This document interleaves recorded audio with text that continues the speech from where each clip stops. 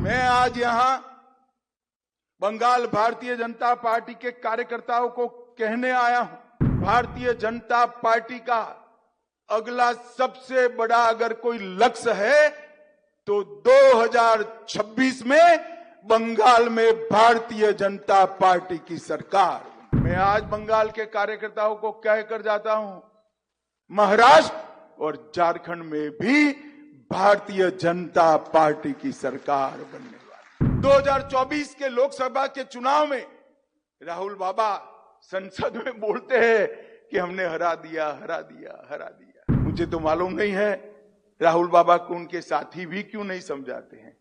राहुल बाबा जो हारता है वो विपक्ष में बैठता है। राहुल बाबा 14, 19 और 24 तीनों चुनाव का आपका टोटल भी 240 नहीं होता है, आपका टोटल भी 200। भाइयों बहनों, मैं अभी ये राहुल बाबा एंड कंपनी, जिसमें ममता दीदी भी शामिल है, बहुत खुश हो रहे हैं।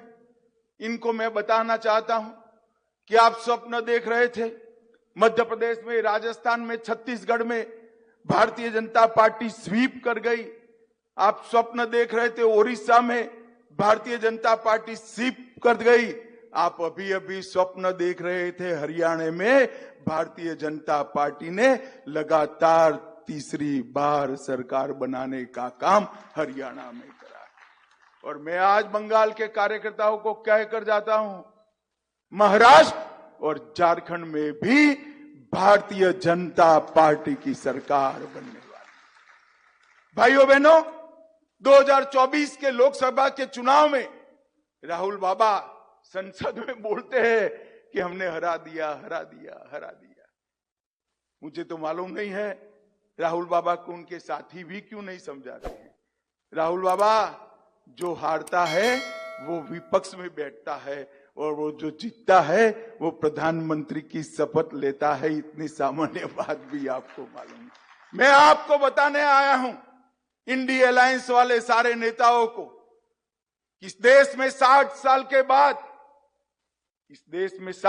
के बाद कोई एक नेता के नेतृत्व में कोई भी पार्टी तीसरी बार लगातार सरकार बनाई है तो नरेंद्र मोदी जी के नेतृत्व में भारतीय जनता पार्टी।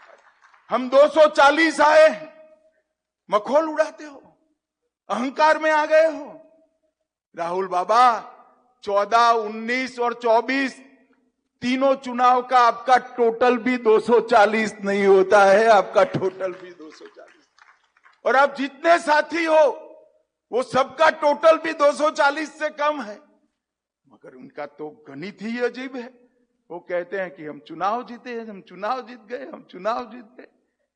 अब उनको अपने स्वर्ग में रहने दीजिए।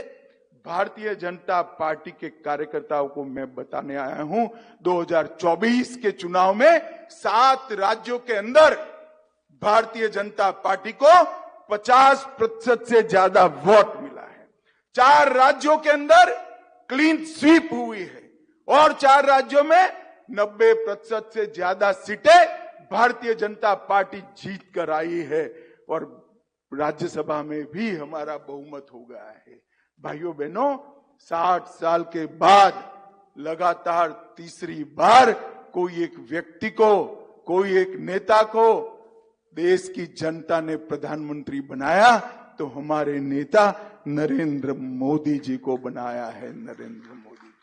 और मैं आज यहां बंगाल भारतीय जनता पार्टी के कार्यकर्ताओं को कहने आया हूं कि भारतीय जनता पार्टी का अगला सबसे बड़ा अगर कोई लक्ष्य है तो 2026 में बंगाल में भारतीय जनता पार्टी